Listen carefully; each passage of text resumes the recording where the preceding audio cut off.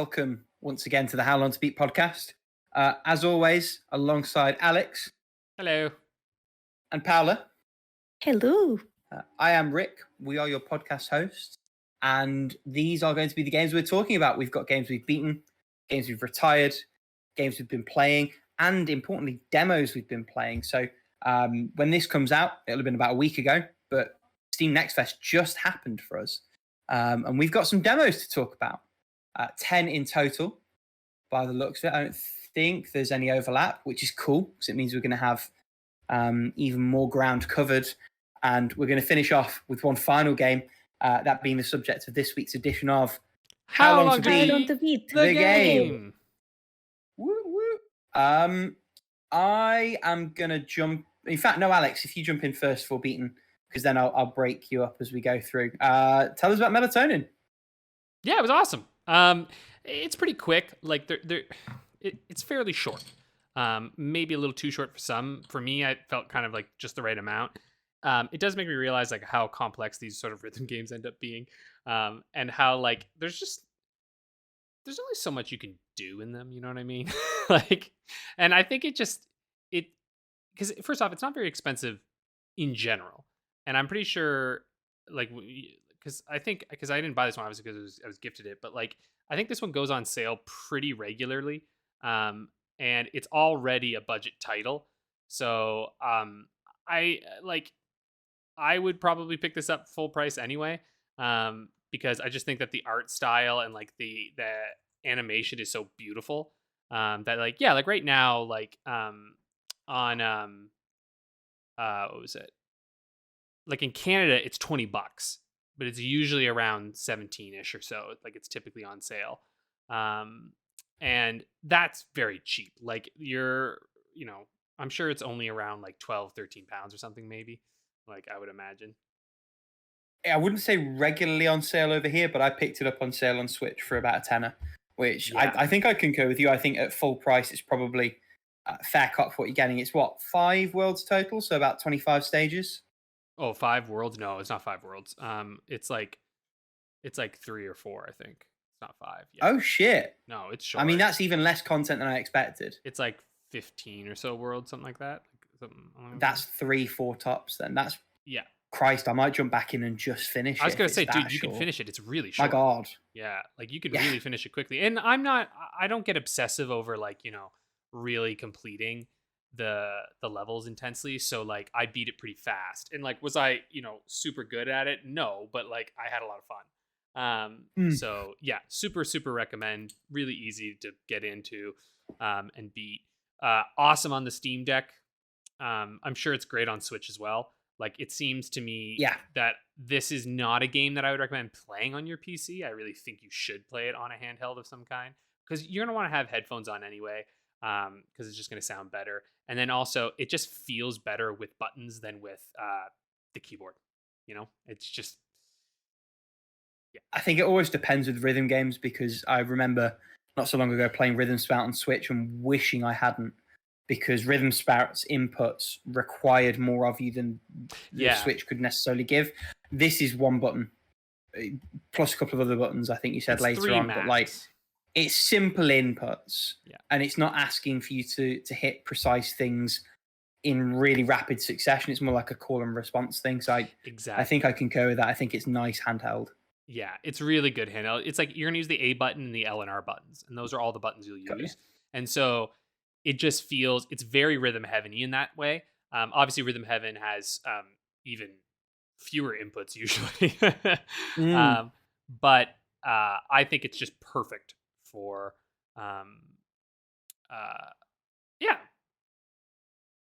that's it. Actually, it's perfect for handhelds. I got nothing else. It's not a game with loads to say. There's just, you know what I mean? Yeah, there's not like a ton of stuff to say on it. It's like it's a really pretty rhythm game with excellent hand drawn animation, and beautiful music. What more could you ask for? What about you though, Rick? What do you you beat a number? Oh, tell me about Smile for Me. Actually, I'm curious to see what you think. Yeah. Let's take these out of order with that in mind. In that case, because I finished Smile for Me last night as we record. I mean, this game was pretty insipid as far as I was concerned. I I wasn't all that impressed. It's by no means bad. It's a roughly 2-hour long fetch quest come adventure game with some, it should be said, interesting mechanics within that. Personal highlights include the pocket mirror inventory item that you use to solve a puzzle. I thought that was quite creative. I liked in general that it wasn't a case of select inventory item, put inventory item in, correctly shaped hole.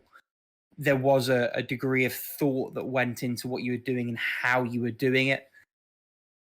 And some of the characters were quite fun, some less so, but some of them were quite fun. Some of the solutions were a bit Moonlogic-y for my liking.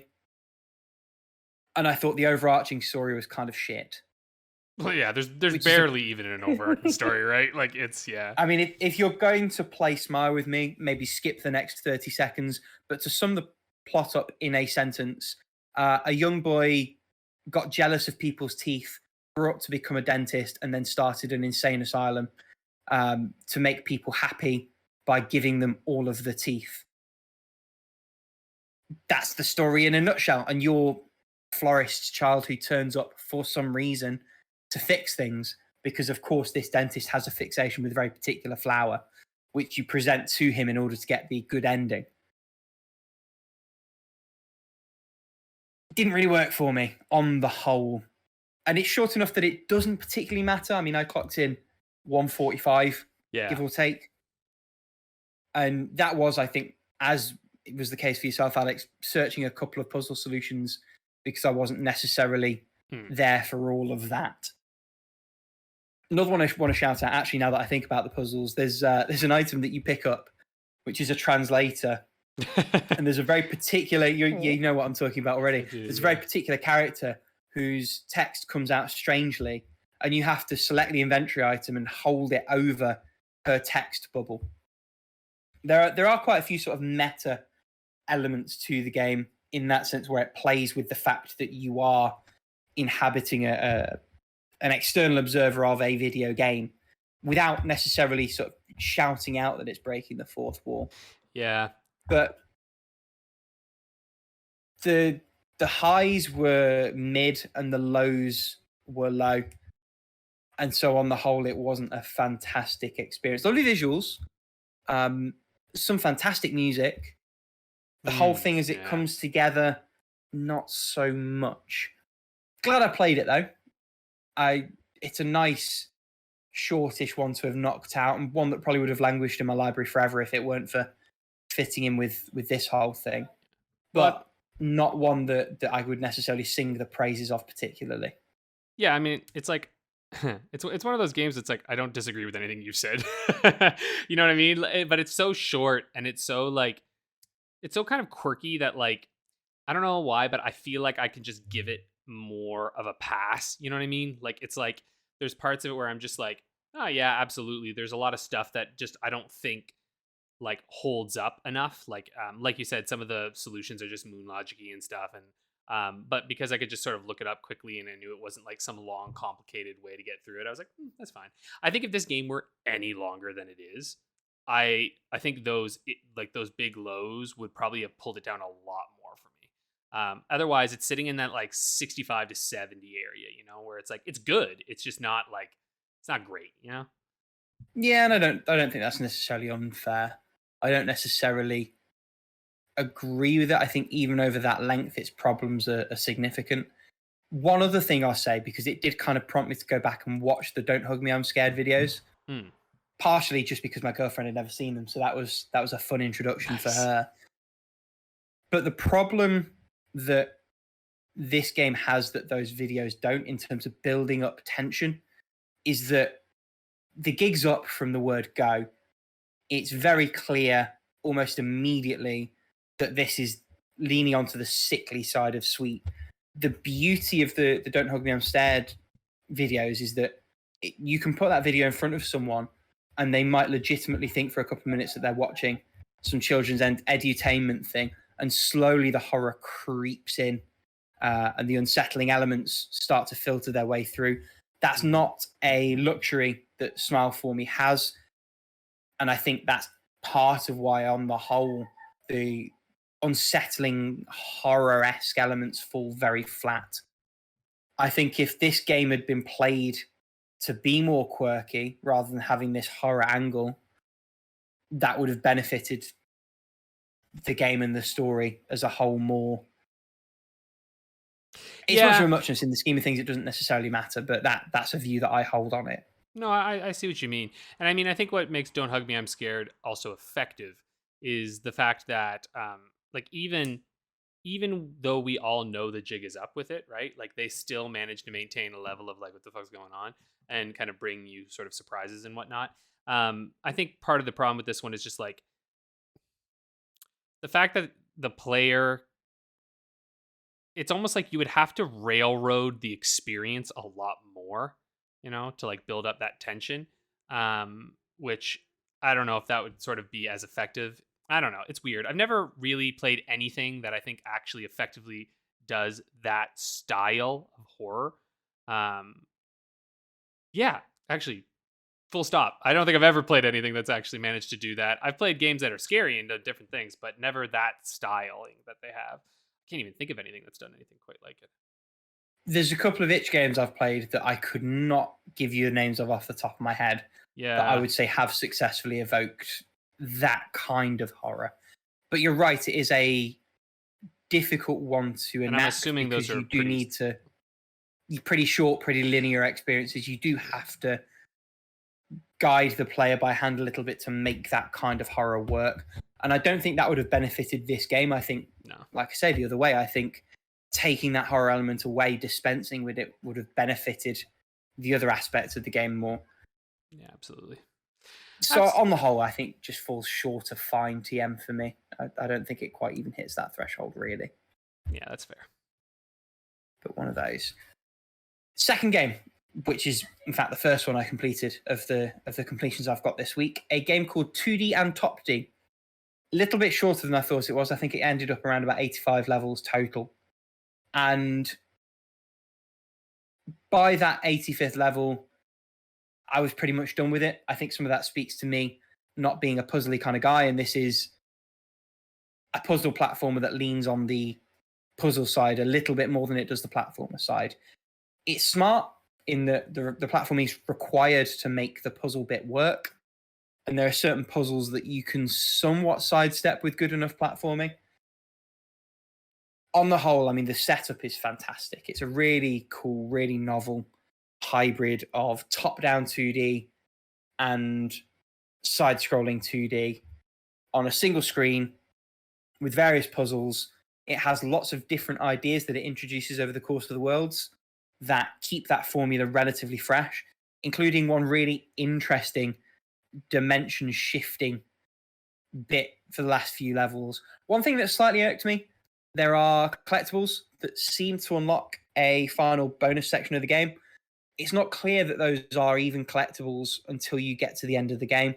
Basically, there are these ladybirds that pop up in various levels for you to have obtained by meeting various parameters that are not in any way explained to you. I had to go out of my way to Google it to find out that they were even a thing.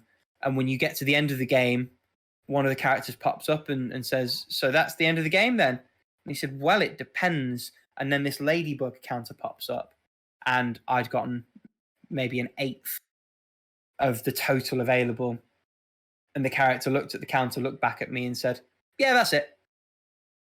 Which is a little bit of a kick in the teeth. Like, I've played all your levels, I've finished the game. Don't necessarily mind you gating content, but tell me you're going to do it and don't belittle me for not reading the tea leaves, as it were. I do have to say as well, I think this game is not necessarily a good value proposition. Now, I accept that, you know, cost per amount of time is not the be-all and end-all, but it should absolutely be a factor. And this is a pretty expensive game for 3 hours of gameplay, some of that being me looking for puzzle solutions. I liked it. I didn't love it, ultimately. If the concept sounds appealing, one that's absolutely worth checking out because it does execute on that concept. Overall package, not fantastically strong. Also worth saying, there is a story to it, but A, very, very skippable, and B, not fantastically translated. You do get the feeling that some of it was lost in translation, unfortunately, at least on the English side of things. Gameplay stands up on its own. I don't think the story necessarily matters, but it is worth mentioning, I think. So that was Toodee and Topdee. On Switch, I think that's the ideal way to play it. It's also on PC. It's coming to PlayStation platforms. Next, I've got a double header of negative games. So these are both games revolving around the idea of saying the word no, neither of which I'd had any intention of playing, both of which ended up on deep, deep discount. The first of those, and the one I liked the least, is Negative Nancy. This is a game I played a demo of, wasn't super enthused by, but for the price on Switch, I couldn't not give it a try. The whole idea of the game is you are playing a shortish, episodic visual novel from a first-person perspective. Your inputs are as follows. You can move the camera around, you can say nothing, or you can say the word no. And each of these episodes plays out differently depending on which bits you just stay silent for, which bits you say no to.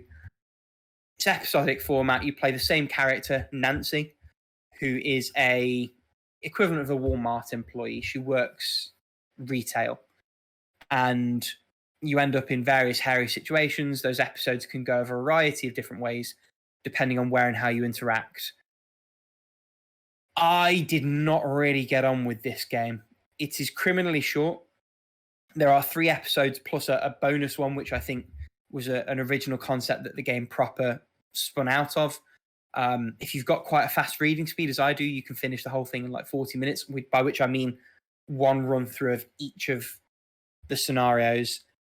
It's not particularly obvious what you're supposed to do or not do to get where. There's not really a particular reward for doing so beyond seeing those aspects of the story in and of themselves. But because there are no stakes, each episode is its own self-contained thing. There's no continuity, there are no stakes. And I didn't find the scenarios or the characters or the writing compelling enough to want to go back, which is damning for a game of this style. That's the reason to be. If you're not hitting that, you've got nothing. One particular highlight was a Karen character who came in trying to return a laptop that she tried to use as a sandwich press. That got a chuckle out of me. That's got a it. chuckle out of me right now. And that's it. Like that concept's gold. That doesn't speak anything to the game proper. Didn't like this one. It's grossly overpriced outside of sale times. They want like the same price as Melatonin for this game. And it just doesn't come anywhere close to justifying that kind of investment. Even on sale, I can't recommend it. So the price isn't really the be-all, end-all there, but it's worth saying that they are grossly overcharging for what they've got here. Me no likey at all. I liked more but did not love the second of these 2 negative games, which is called Say No More. Played this on PC. I believe it's on other places. You play as an intern who discovers a cassette tape player with a motivational guru telling him that he doesn't have to do all the filing or go and get people's complex lunch orders or whatever it is. He's got the power to say no. Say no. And in this, okay. Right. Yeah. Say no more. Say no more. It's a clever title for one. Mm-hmm. The gameplay is quite straightforward, but the game is linear and there are stakes, so it gets away with it. Your character moves on rails. Your only input is saying no, or not saying no, as it were. And the type of no you say, you unlock different no's as you go through. And it's not like a key system. It's not like certain no's are effective against certain enemies. It just gives you a bit of agency to decide how you're going to respond to each character in a slightly different way. The game's written much better. There are lots of fun things where you're encouraged to be careful with just spamming no, tell people to go away, because there are some things that actually you do want to listen to and be engaged with. So there's a character who, if you don't blow him off immediately, asks you to take a love letter to a different character. and then that character reacts if you recognize that that's the person it's supposed to go to, and don't blast them away with the no. The whole game runs just shy of 2 hours. It's very creative, very fun. Again, not perfect in its setup, and the execution does grow a little stale. Like it as a concept, both it and Negative Nancy sound fantastic on paper, and they are up to a point. This game does start to run out of steam a little bit towards the end, but it does far more to engage as you go through. It's more reasonably priced even before sale, but it got a really heavy discount, which is why I picked it up and gave it a try. And I think for a couple of hours, this is a fun ride for that time. I thoroughly enjoyed it. There are lots of things that made me chuckle within this one.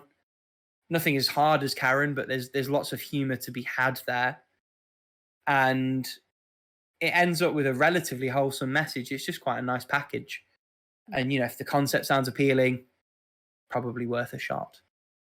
The last game I finished, and this is one that's been rumbling for a few weeks, is Forgive Me, Father.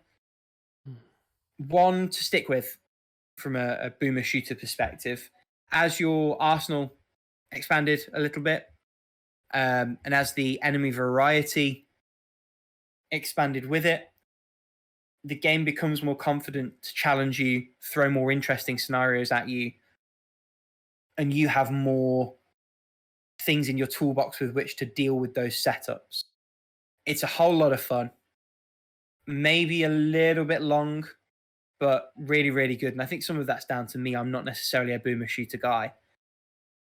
This one definitely pulled me in visually. And once I got over the initial hump and what it did and didn't have, and unlocked a few more things, I definitely had a lot of fun, particularly in some of the harder battles towards the end, where you really do have to sort of juggle weapons and ammo and prioritize targets. It put me in the same flow state that something like Neon White or Doom or Mirror's Edge did. That kind of first person, you're there and your head's going a million miles an hour processing and adapting to all this information. So at its best, it absolutely sort of hits that mark. I don't think it gives you that nearly enough, but I enjoyed playing the game. I had a good time with it. This is another one, topically, that I probably would never have touched if it weren't for a Steam Next Fest demo.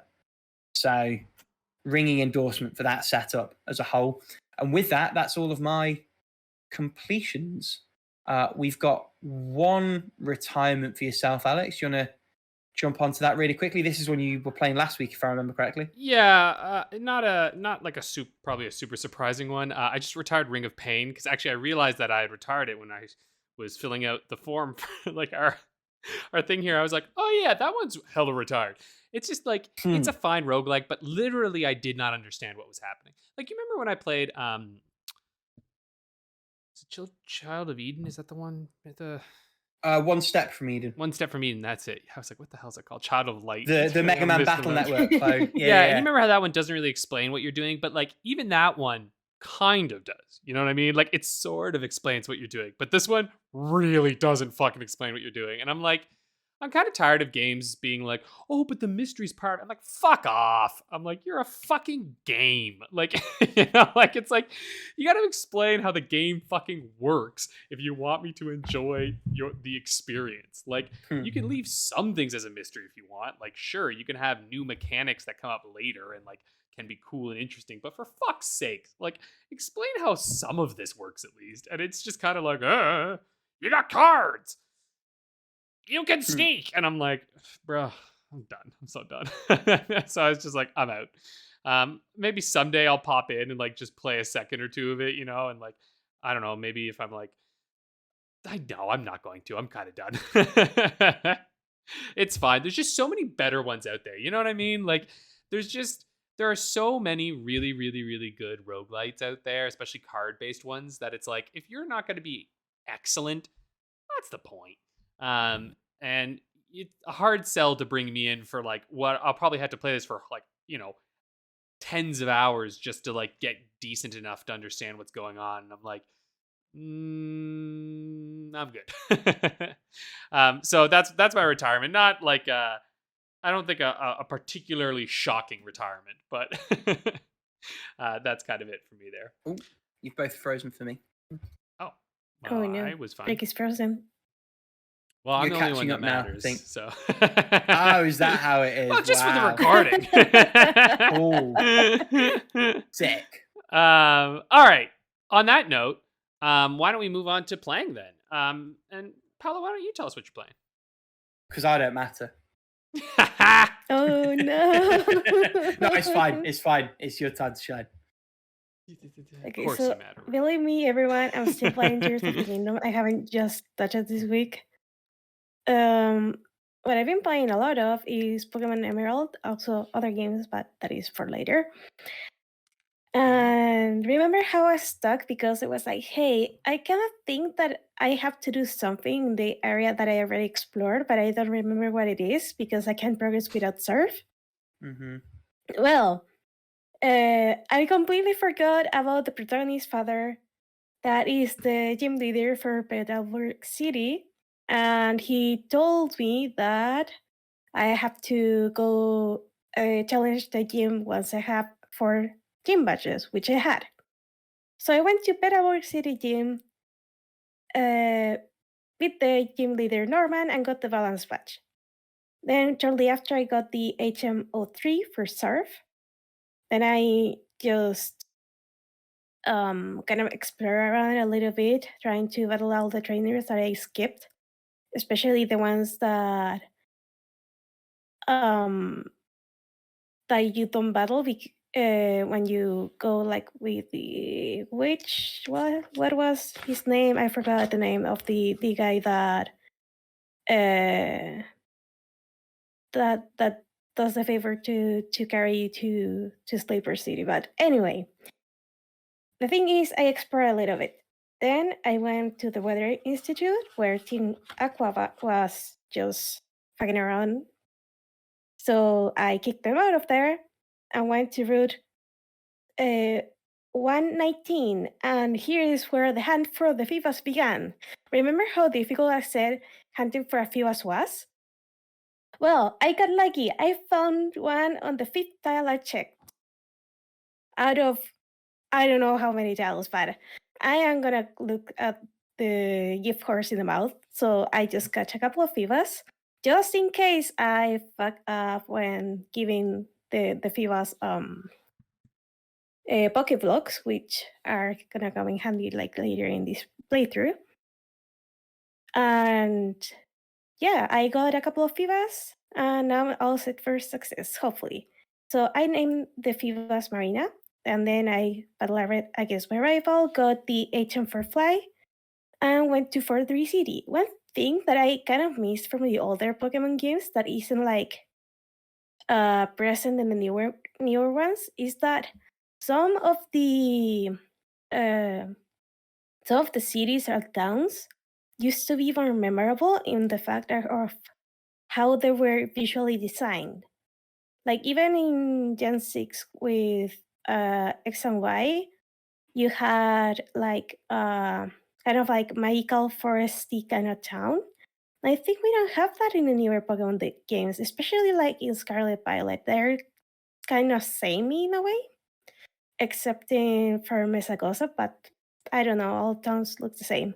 That to the side, I tried to go to the city gym, to Fortress City Gym, and something was blocking my path. So I went to Route 120 and got the Demon Scope, which allows you to see Pokemon that are invisible at the moment, like Kecleon, which kind of hides in the environment.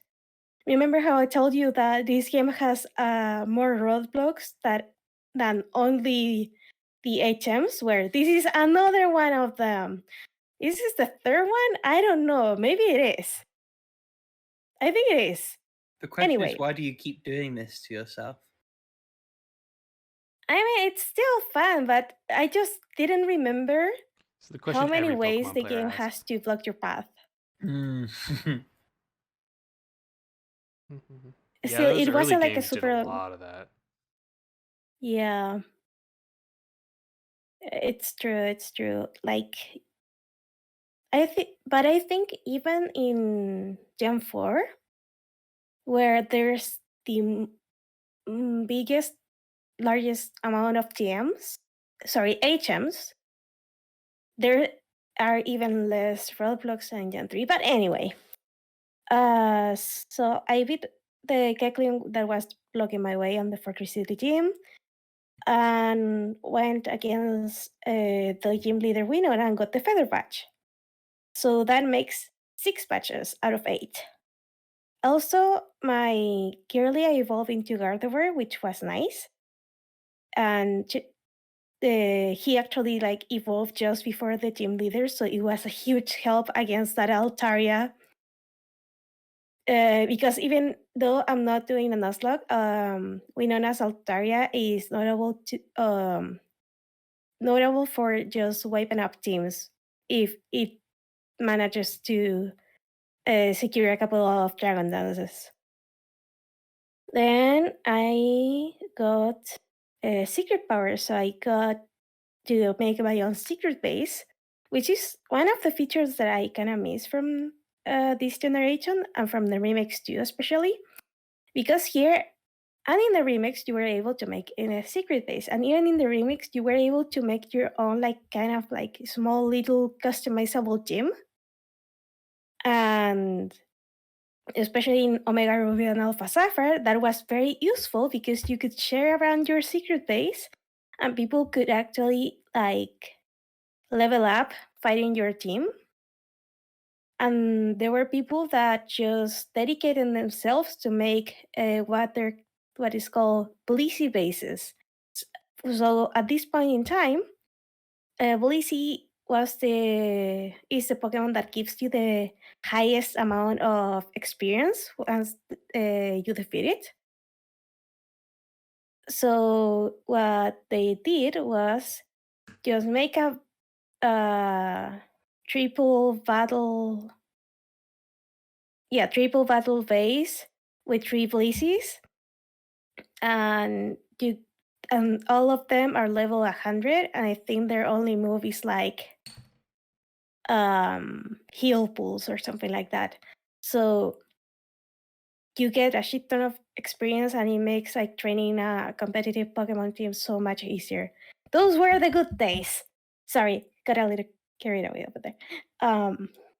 I also found the Safari Zone, which I couldn't enter without a Pokeblock case, so I went to Lily Cove and got the Pokeblock case. And there I remember why it was so difficult to make your Fivas evolve into Milotic if you don't have help from a friend. The thing is that you can blend berries with up to 3 other players, and in this case, you cannot do it on yourself. So how does the game allow you to make berries if you're playing alone? They give you a table with an NPC, a table with 2 NPCs, and a table with 3 NPCs, and you can just pick one and make Pokeblocks with those NPCs. The NPCs suck at blending berries at the minigame, especially. And also, the berries they use aren't always the ones you want them to use. So that's why it was advised that you use the berry that has the strongest dry flavor, which is the one that enhances beauty, to make the berries with. And usually you want to go to the table with just one person because it is easier to control the quality and the flavor of your Pokeblock that way. So what I'm gonna do, and I just got this idea, and I'm a genius for that. I'm gonna farm all the dry flavor berries, probably just blueberries, but anyway. Make a copy of my save file and transfer it to my boyfriend's Easy Flash Omega thingy,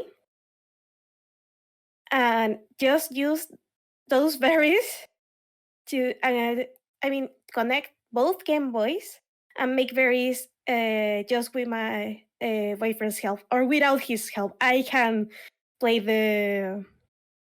the mini game like with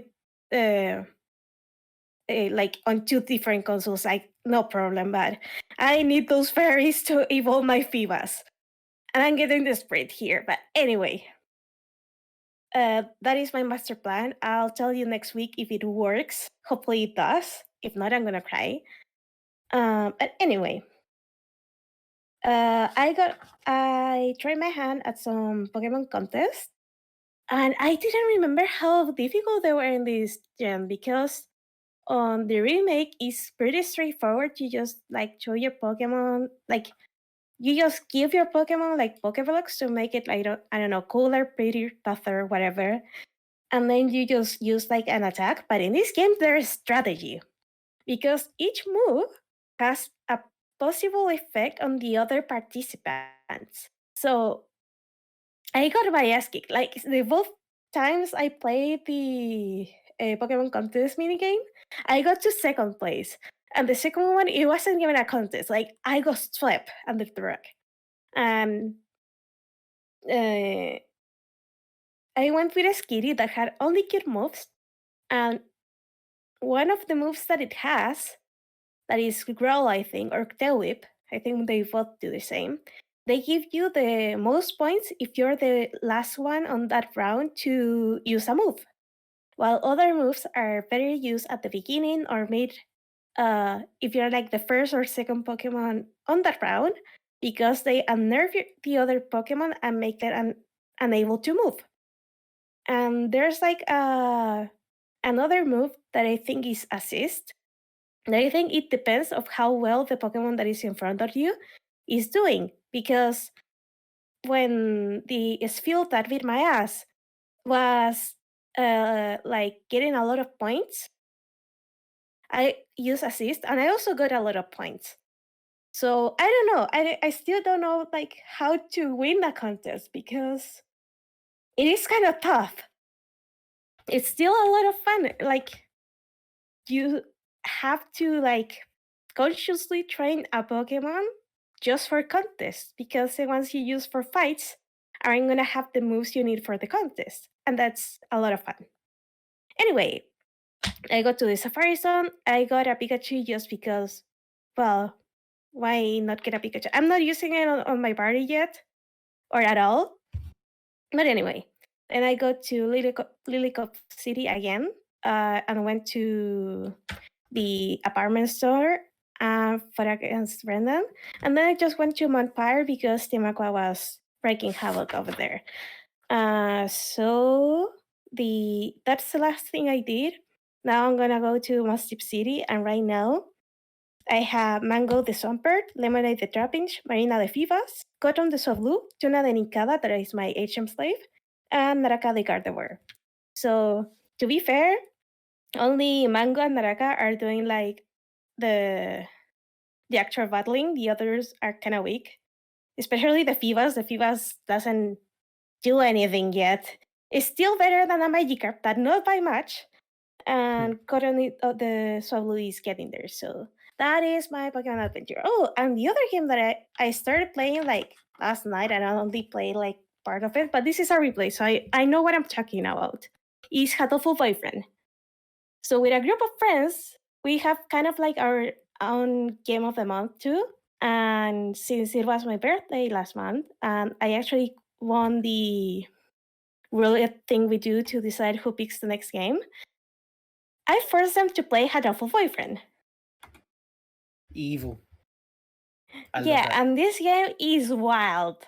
Like in the surface, it's just haha, a game where you romance pigeons and birds in general.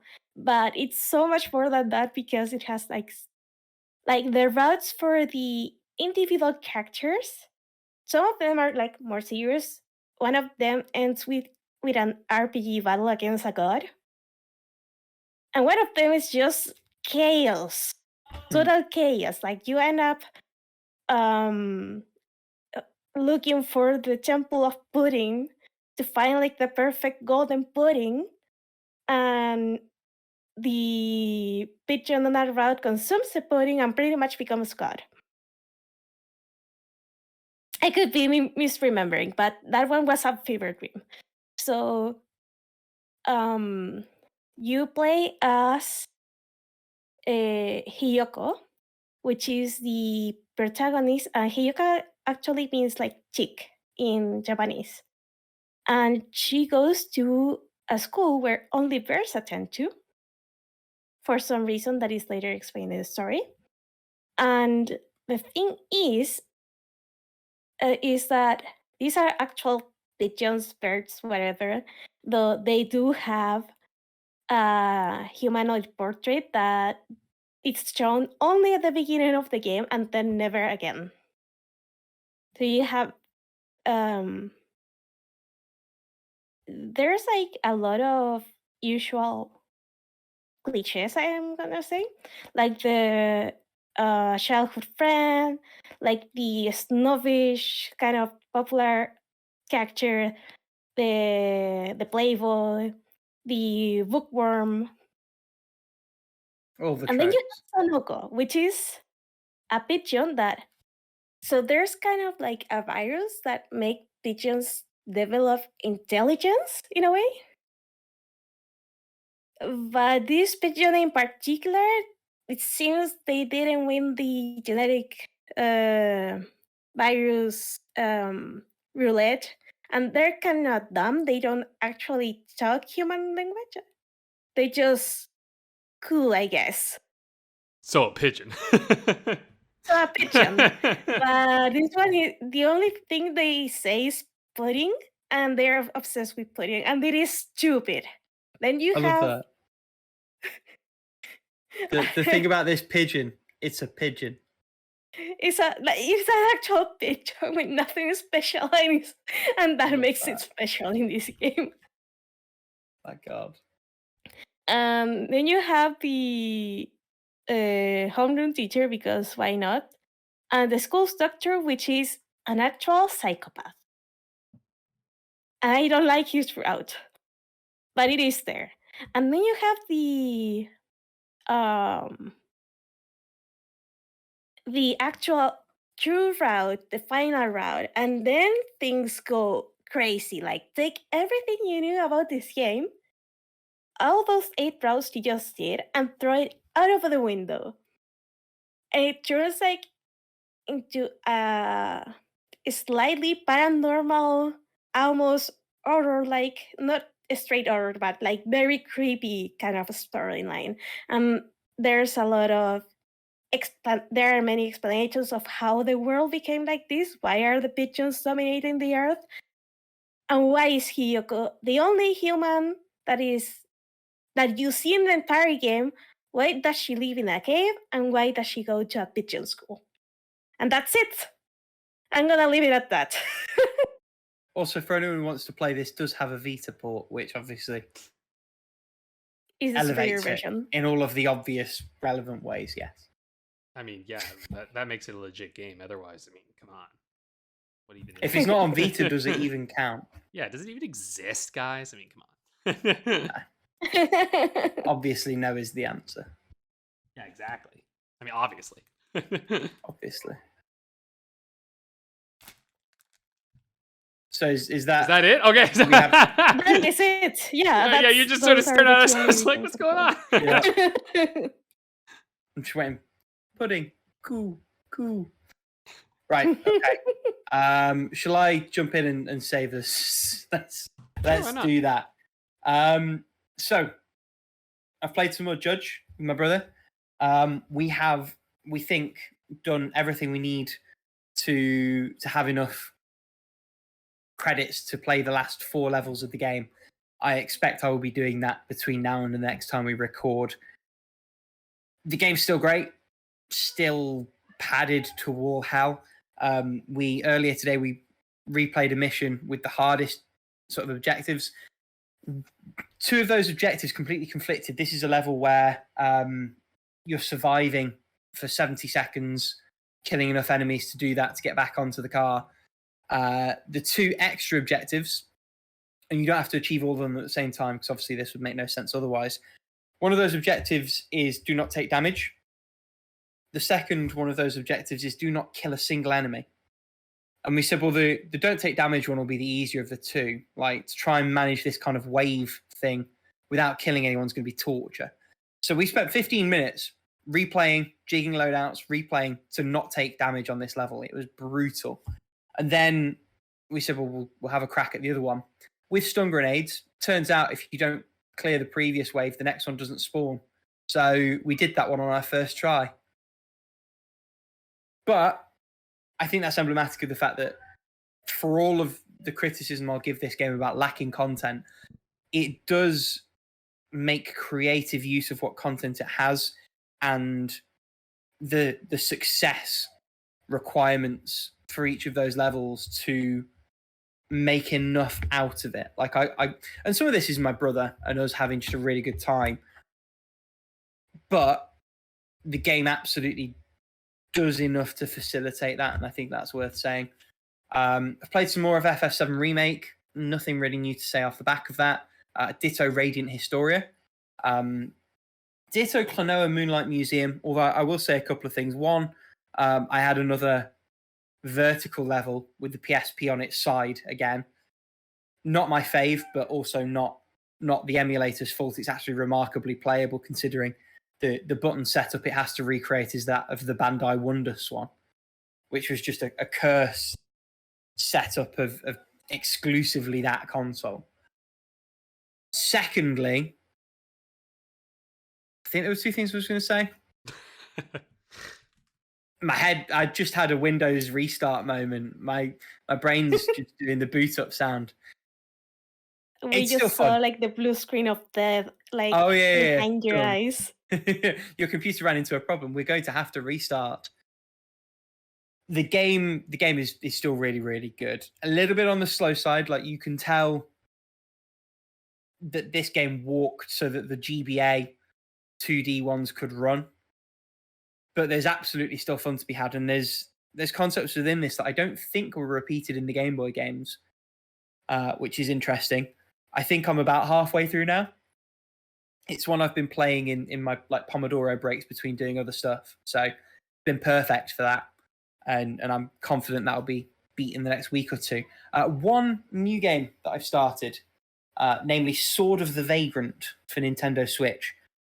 This is a game that's often compared very favorably to Muramasa, the Vanillaware classic. I'm very early, but I'm not seeing it.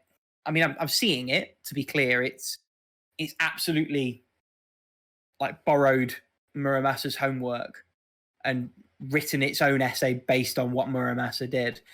However, the combat's not nearly as fluid.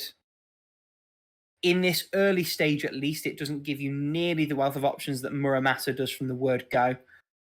It also bogs down in plot that so far I'm not especially bothered by. Now, that could change.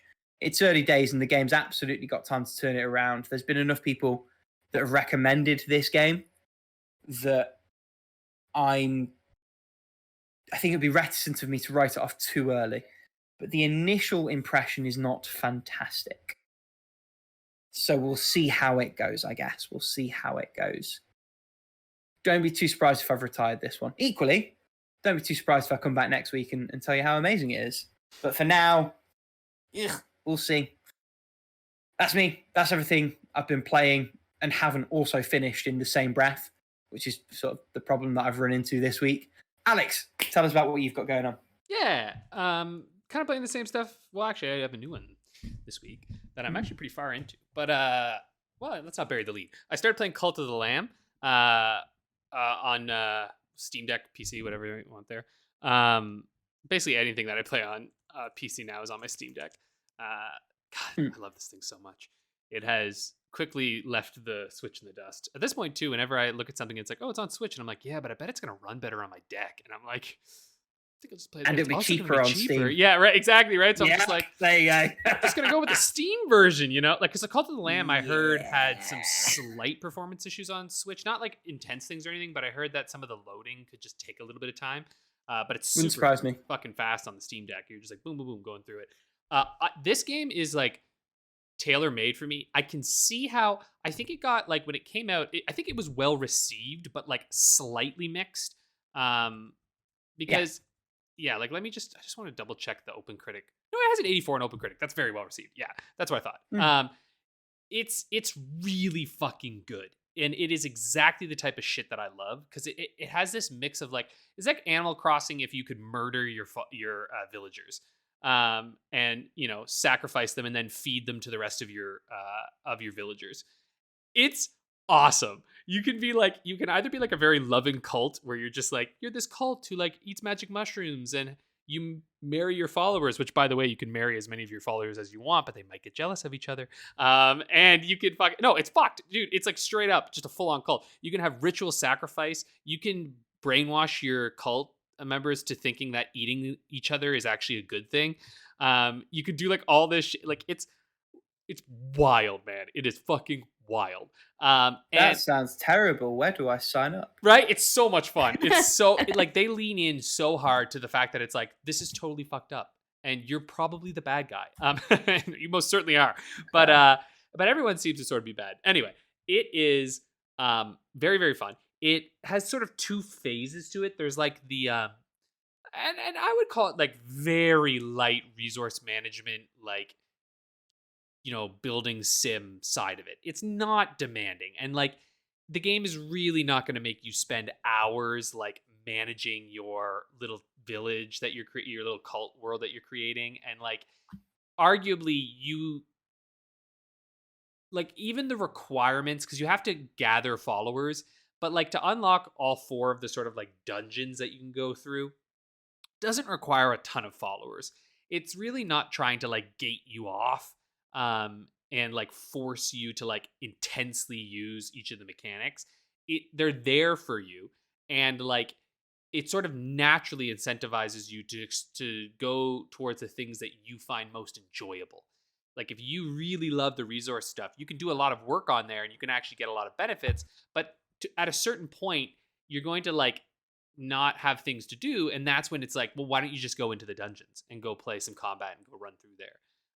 And each element is so kind of short. Like a dungeon run for me is usually less than 10 minutes to get through one. So it really like the time management is, it's just really beautifully done. And like every time you come back, there's resources to collect now. There's shit to do. You're in a new day. Boom, there you go. And then you go in. It's like the feedback loop is just, it's really finely tuned. And it feels like the minute you start to get bored, you're like, oh yeah, I'll go do that thing. Whee! And then, you know what I mean? And it's just like, it's just kind of perfectly balanced as far as I'm concerned. And there's lots of fun little side questy things that you can do. There's lots of things to explore. I think coming into it now, I think there's a bunch of free DLC that's come out. And that I don't think you notice if you're playing it, because I think it's just there. Like there's very little, I think there's 2 paid DLC packs, but they're just cosmetic stuff. And then all of the actual like gameplay additions have been free. Which to me, I'm like, I like that. That's nice, because there's already a ton of cosmetic shit within the game already. Like that you can, you know what I mean? Like they're not really limiting you. It's more just like, you want to buy some sort of unique decorations for your cult lands and like some more follower looks. Here you go. 2 packs that are like pretty cheap. And I'm like, that seems fair to me, especially if you're going to be giving me the game content for free. I'm like, yeah, sure. Might even throw them a bone at some point. I don't really care about them, but I'm like, I kind of like that you gave me the rest of this content for free. So that's pretty cool. It's the way it kind of like works. I guess to explain is that you have these cult lands. You have like stone and wood is like the basic things, and then gold. And then there are some other types of materials that you'll gather. And like you need food because you have to feed your followers.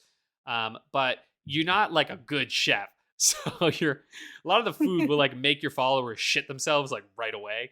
And you got to clean that shit up. Because you got to make sure that your place isn't too bad, and they might just puke everywhere because you fed them grass. Although I trained my followers to like the taste of grass, so they'll eat that anyway. So it's all good. Not a bug; it's a feature. Exactly. No, literally, they were like, you can do this discipline doctrine thing. So like all the systems integrate with each other. But the thing is that you have this thing called divine inspiration. So you're building up their worship. And after you get enough worship, you can unlock new things for your kind of cult area. And one of them is like outhouses. So you can unlock the outhouse so that they shit in the outhouse and now you don't have to clean up their shit. Or you put a janitor staff so they can clean up their own puke. So I don't even have to think about the the sickness element of my game anymore. It doesn't matter. But you'll also have followers who will die. If you're not careful, your followers can die from disease, but that's really hard if you have to really not be on top of it. But sometimes you're fighting against these like heretics. There's like these 4 heretics who might cause plagues in your community and stuff. And so they'll need to go on bed rest and things. There's a whole bunch of things in it. But one thing that can happen is like your followers just genuinely age. And they'll enter into old age where they become like elders, where they don't do any work anymore. They just kind of walk around and then they'll die. And so you have to make sure that you quickly put them into a corpse pit, which is something you have to unlock. Otherwise, their rotting corpses are going to like spread disease amongst the cult. It's like, there's so much little shit in this that you're like, oh yeah, okay. That is something you'd have to consider, I guess, as you're going through it. Yeah, so it's pretty cool. And like when you go on runs, like the resources that you need, you can get them on your runs. So it's like you're never really you're never like locked out of stuff. And again, if you're really not totally digging the life sim aspect of it, or like the Animal Crossing aspect of it, you can just go do more runs and you'll be fine. But you're gonna have to engage with it at some point. I like it because it takes the roguelike nature of, like doing dungeon runs, but you can always beat the dungeons. Which I really like. It's like the opposite of something like Hades, right? Where it's like you're going to basically lose the same thing that you're doing. And yeah, it's going to randomize as you go along, but it's always sort of like, you're doing that path kind of thing. Whereas this one has 4 worlds of randomized areas within them, but they're 4 distinct sections. And I think there might be a 5th one in the end. I don't know yet because I haven't gotten there. And each one is randomized to an extent. And then you have like bosses, and you have to beat them like basically 3 times before on the 4th run you can fight the boss of that area, like the big main boss, because there's smaller bosses within. And you're getting followers along the way. You're getting a whole bunch of different stuff. You're unlocking like interesting little side quests and materials and things. It's a very, very, very, very smart game. And every system bleeds into each other extremely satisfyingly. And yeah, I'd say it's easily one of the best roguelites I've ever played. And especially because it just marries, how a lot of these games, like they try to marry these 2 things together and it doesn't really work. And this is one where it was like, no, they kind of did it perfectly. And it feels to me like this game has been tested a lot, because it seems as though, like, you know what I mean? When you play a game, you feel like you're like, everything I want to do, it seems like the game is like, yeah, we know you want to do that. Like, we anticipated that you would want to do this. And I'm like, you did anticipate that I would want to do this. And has some sort of satisfying thing for me to do. And I'm discovering new interesting things every little bit of time. Like it has such it has very not it, like I wouldn't call it gated progress, right? Because yes, it does sort of stop you from moving forward, but it doesn't really feel like it's like restricting you necessarily from moving forward. It's giving you the rewards at a pace that feels really satisfying, so that you're like, nice, okay, like I am like, or it shows you everything that you can get, which I think is really cool. Like all of its trees, they don't hide anything from you. They show you exactly where things can go, so you can really plan out the way you want your kind of cult to work. Which is really, really, I love that so much, because it's like, oh, I know exactly where I want to go with this. Yeah, so like, I can't sing my praises enough about this game. Like, I probably haven't beaten, I want to be playing it right now. You know what I mean? It's one of those games where it's just like every time when I'm not playing it, I'm like thinking about it, and I'm like, oh, that's a good game. And it's one of those. It's not expensive. I got it on sale. It's 100% worth its full price. Like for what I'm doing right now. Like I can't anticipate myself hating this anytime soon. I'm like pretty close to the end, I think. I'm like well over halfway through. I got it for about what was it, $18? Yeah, I got it for 18 CAD. It's like normal price. I think the average price is usually about $30 Canadian. So like, but like honestly, I feel like you'd be able to find it, probably Rick, even like in pounds. It's probably like 13-14 pounds on sale, I think, pretty regularly. Maybe like 15 or so. And if you get it for that much, definitely worth that much. I think perfect for handheld. Like this is one that I think if you don't have a Steam Deck or something, then like, pick it up on Switch or something. I'm sure it'd be fun too on PC and whatnot, but it's it's such a pick up and put down game where like you can do a run really quickly and like fix up your town for a little bit and then just like, you know, go off. Like it's such a good commute game because you're just like, oh, I did a little run and now I'm at work and I'm done, right? So yeah. Anyway, that's Cult of the Lamb. I don't know. Is this on either of your radars? It's one I remember. Go ahead, sorry. Yeah, Paul, you I know really it like is this a game. thing. I know more or less the gist of it. It's not a priority for me. That's fair. I think you would extremely dig this, to be honest. Yeah, no, you would really like this. Kind of came and went on my radar. I was aware it was a thing.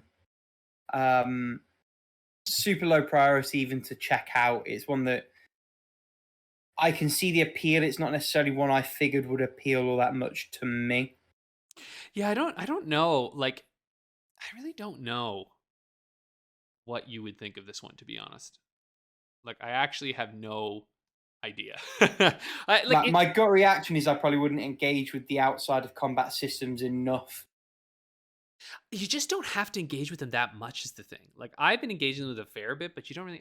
You know what? I don't know. I think this is so well tuned. I think you would enjoy it. I don't think you would love it. I think you would find it. I think you'd find it very good though, because I just think it's so well done that it would surprise me if you didn't enjoy it.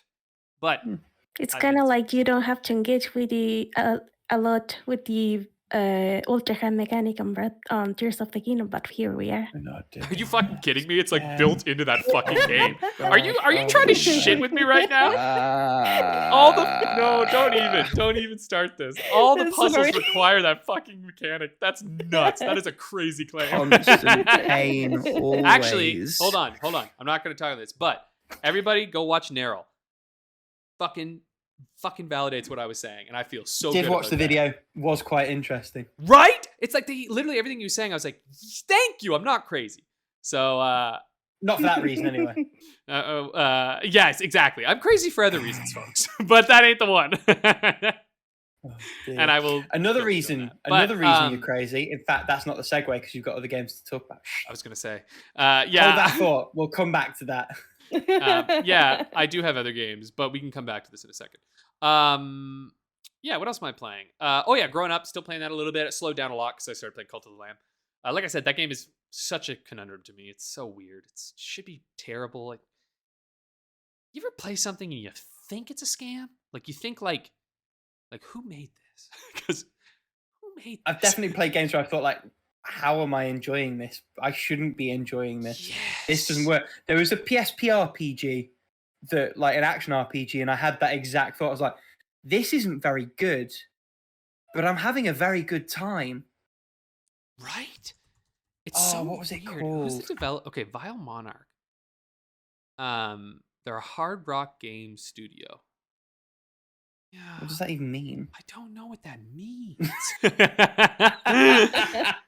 And they've made such weird games. Like, they haven't made anything that I like know, and it's just like, but it's not bad. It's just weird. It's just, well, okay, I don't know. Well, yeah, like, their games look so, I don't know.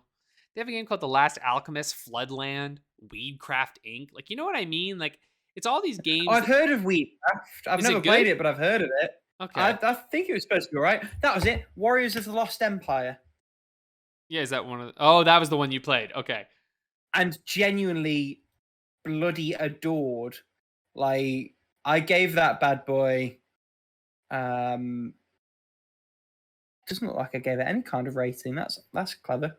Oh, 8 out of 10. But like it was an 8.85 sort of situation. Like genuinely very, very fun.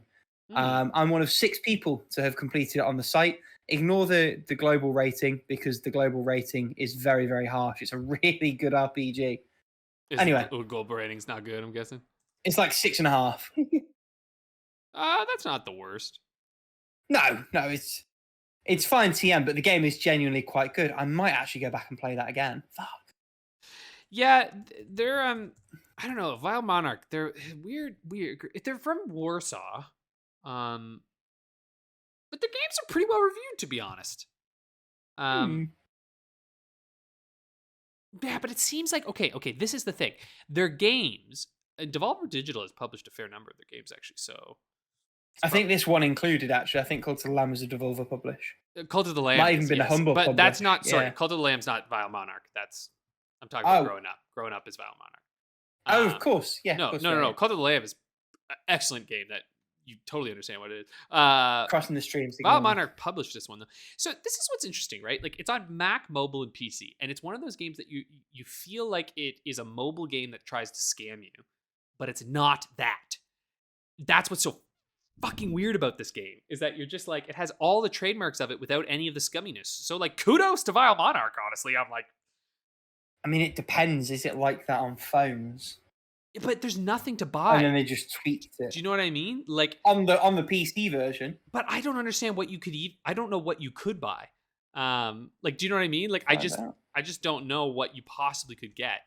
Oh no, it's a full price release. It's $3.69 on mobile, and it's highly rated on mobile. It's highly rated on most things. It is 4.8 out of 5. And it's pretty cheap on fucking mobile too. It's $5. Yeah, US, £3. Right? This is what I'm saying. Like, it is not a bad game. It's just so like, it's just weird. You're gonna feel like something's wrong the whole time, but nothing's wrong. Everything's fine. It's just you said they also made. Yeah. You said they also made Weedcraft. The first related advertised app on Growing Up is Hempire plant growing game. Which what a title for a not Weedcraft. It's pretty good. Also, did you buy that Metroidvania bundle in the end? Yeah, I did. Did you? I didn't. Funnily enough. Didn't? Yeah, I did. Because honestly, I looked at it and I was like, I want those games. I fucking want them. I was just like, Haiku and Lost Ruins and the other one, they'll probably all go on sale eventually cheaper than this bundle. And they're the ones I want. Maybe. But honestly, I didn't care. Yeah, that's fair. Like, I'll be honest, I'm not so, let me put it this way. I'm not so pressed to care that much. You know what I'm saying? Yeah, I get that. If I was strapped right now, maybe I'd be like, oh God, but I'm like, nah, I'm good. I got to guarantee that I have a job in the fall too, teaching for a full year, which is pretty nice. Anyway, though I found I'm moving next year actually, which is kind of exciting. Yeah. Move further away. Anyway, but no one will know, where is Alex going? Who knows?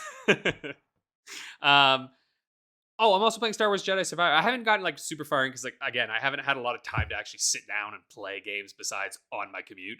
That being said, I'm like a little bit further in. Like, I'm out of the sort of tutorial-ish sort of world area. It's fucking great. I mean, they're very good at this. You know, like the Respawn is excellent when it comes to their game design. It feels amazing. It sounds great. It looks fantastic.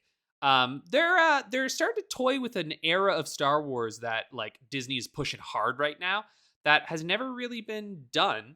And I am intrigued. It's kind of fun. It's kind of a cool idea. If you're, I guess, worried about Jedi Survivor spoilers, though, this is within the first hour of the game. If you are worried, maybe skip a few seconds or so. Though I'm not going to spoil any like details really, just the time period they're dealing with. So they're playing with the High Republic, which does that mean anything to either of you? Okay, great. And it probably means nothing to a lot of people. So the High Republic, like theoretically, this was a thing in canon. I think it was in Legends as well, but I don't know. It wasn't really played with much. So there's the Old Republic, right? Which I think most of us, when you hear that, you know kind of what I'm talking about a little bit. Like there's the games, Knights of the Old Republic. Think of the Old Republic as like, that is like very old Star Wars, right? Like it's like tens of thousands of years before the films that we, know and love. And that's the era of like Darth Revan and Bane and all these people. Bane's even earlier, but like Darth Revan and stuff like that. And it's like, it's far, far in the past. Then you have obviously, and now there's an MMO with the Old Republic, all that kind of stuff. And beloved time period. Now the High Republic is considered like, think of it as like the like, if the Old Republic was ancient Greece, the High Republic is Rome, right? It's like that kind of like, you know what I mean? Like think of it that in that sense. Whereas the New Republic, right, is like modern era, right? It's like, because, basically the fucking Palpatine and them are Nazis, right? So like that's kind of like, if you were to think of the time periods, that's sort of what you're looking at. But the thing with the High Republic is it's like an era of just like, that's when like the Jedi were in like full fucking swing, right? And think of it as like, when you think of Star Wars is all like, it's a very used universe, right? Like everything looks kind of old and grimy. Everything looks like it's been scavenged and salvaged. The High Republic is like an era of opulence, where it's like everything is like beautiful, like gold and gilded silver, and like the Jedi are in these like beautiful white flowing robes. It's like, it is an era of just like perfection, right? Like a little bit like, honestly, I think of Star Trek, and like, how Star Trek has that very chromium, like perfect, like future sort of deal. Okay, you both. No, afraid not. Fucking you guys, sci-fi, but that's fine. Well, different kinds of nerds. Well, I'm here to educate you on this a little bit, man. You're gonna learn something today. So yeah, Star Trek and Star Wars, the major difference between the two of them in a lot of ways, besides the fact that Star Trek exists in our universe, right? Yeah, good, pal. Let's take notes.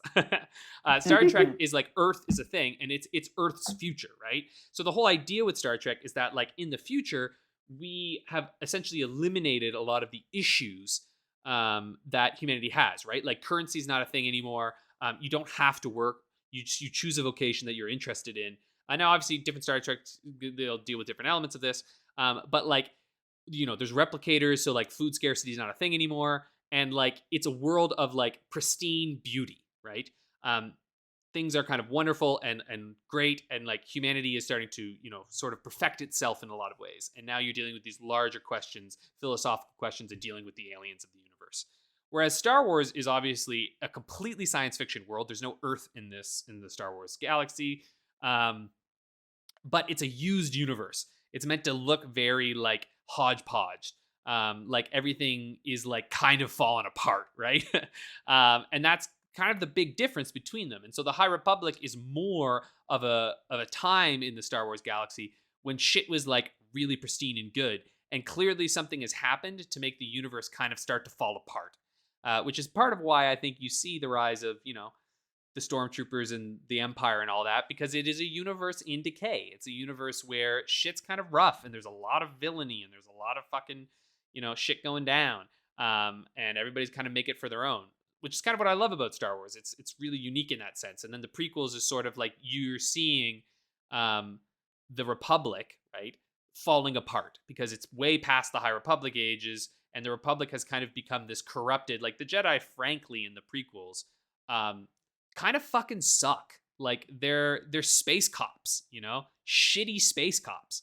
And they're like, honestly, like kind of fuck them, and like in that first, in the prequels, it makes sense why they fall and why they get destroyed.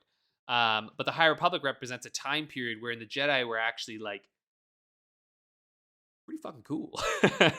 And there's thousands of them, right? So it's neat that this game is like, because you meet this droid essentially that's been asleep since the end of, since something was happening in the High Republic. It's not clear what was going on, something that you're going to solve a mystery to. So it's kind of cool to see properties dealing with this, because essentially Star Wars has just started to explore the High Republic in like novels, essentially, and hasn't really introduced it outside of that. So this is kind of the first time in sort of media that we're seeing it. There's been hints at it, I think, in some of the shows and things, but not much. And like, I know, like, like, look, I actually, slight little, very, very, very short tangent, but like not really tangent, but I even saw a video today talking a little bit about like fatigue and some of these sort of properties, right? And the fact that like Star Wars has so much stuff going on with it, that it's like, oh my God, how can you watch everything? Which like personally I think is like just kind of a lazy take, you know what I mean? Because my thing is, you don't have to watch all of it. That's not what it's designed to be.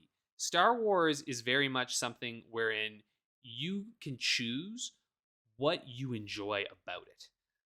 And they designed it so that there's a lot of entry points for different fans of it. I think some people don't recognize that it's like, it's okay to not watch a show if you don't like the show. You just don't have to, because they will explain things to you. Like it's not that hard to figure out what's going on. And if you don't know something, you just don't know. It's like when we watched the original trilogy, we didn't fucking know the history of any of these people, and it was fine. If you watch prequels, you learn some of that history, and now you have more context. You don't have to do that, right? And that's part of what I think is fun with Star Wars, is that there's a lot of ways that you can get into Star Wars. And if you really love something, there's a lot of really quality, television, comics, films, video games that you can explore to further kind of push yourself into that world.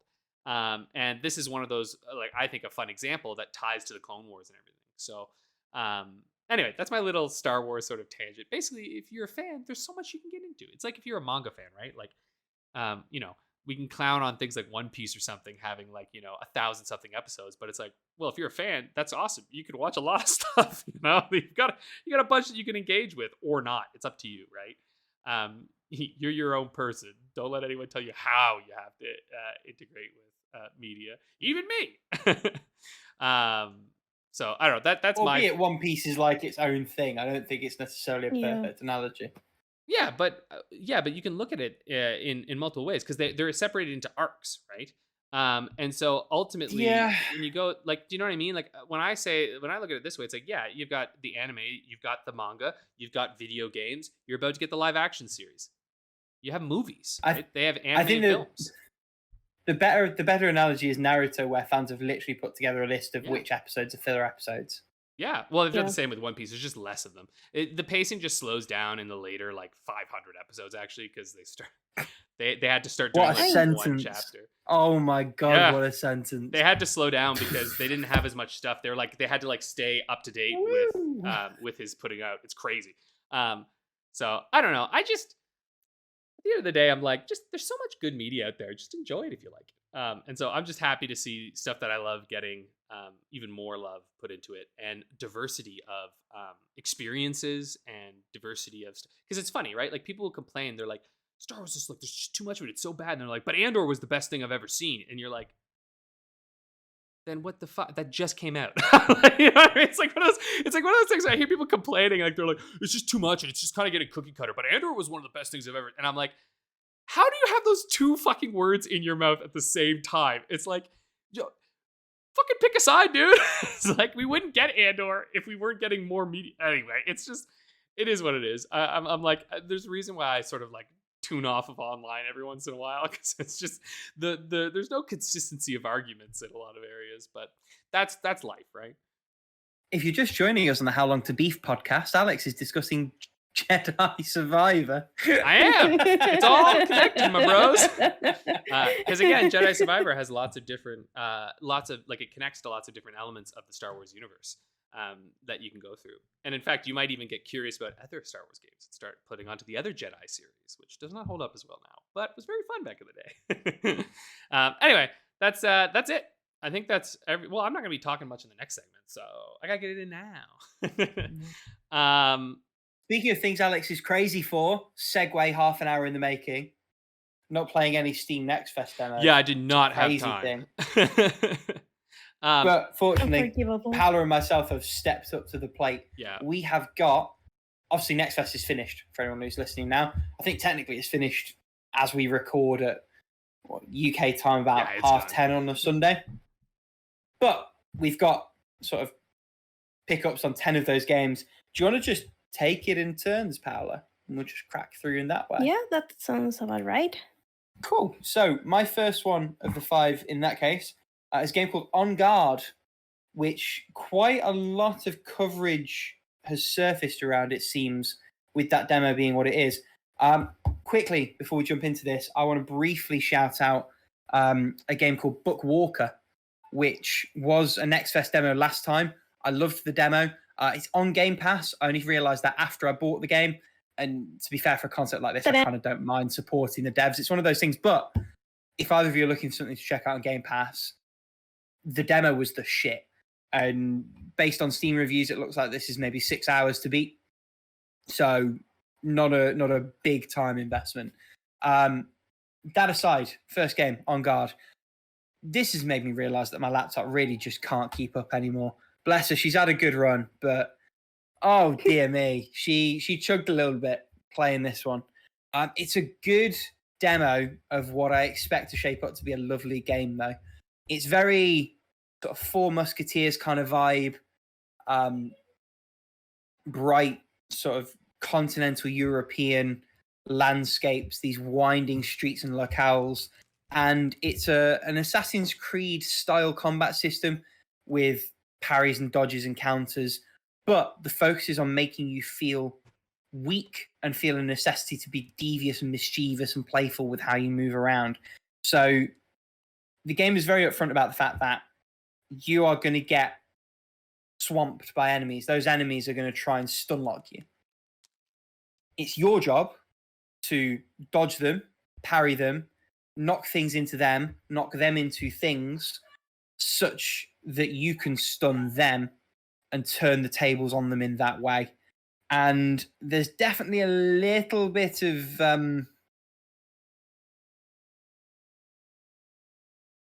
imprecision is the word I'm looking for in terms of the controls.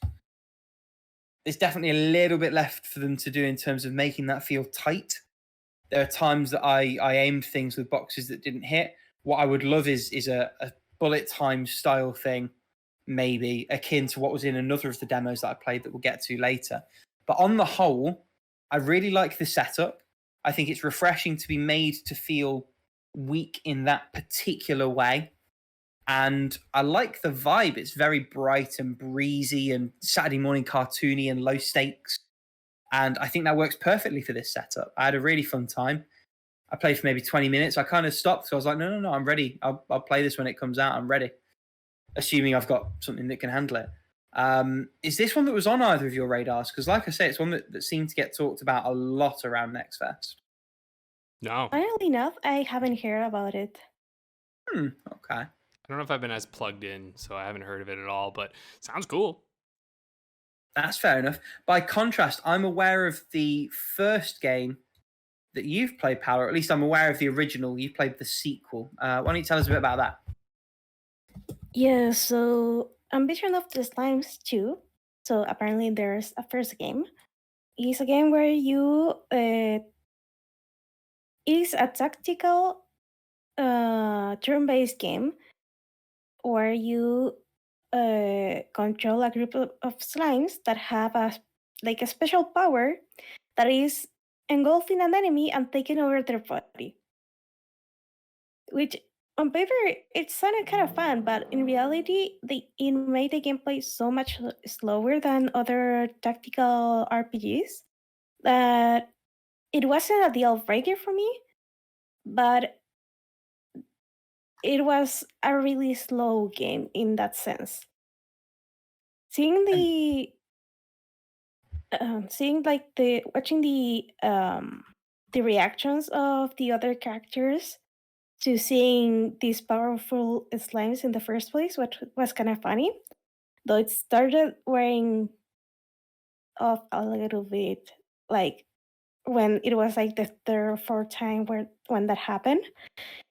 And also it's weird that it has like an elemental kind of triangle when the humans don't have magic. Like it's not like the weapon triangle in Fire Emblem. It isn't like it's more like the elemental weaknesses like in Pokemon, in the sense that they have fire, grass, and water. The thing is that I can buy that for the slimes because they have different kind of magic. But when you have 3 humans that are the exact same class and they have different elements, it's kind of weird. It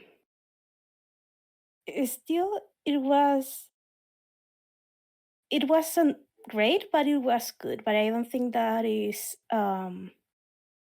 enough for me to justify buying the full game. Also, I don't know who made the game, but the English on it was kind of rough.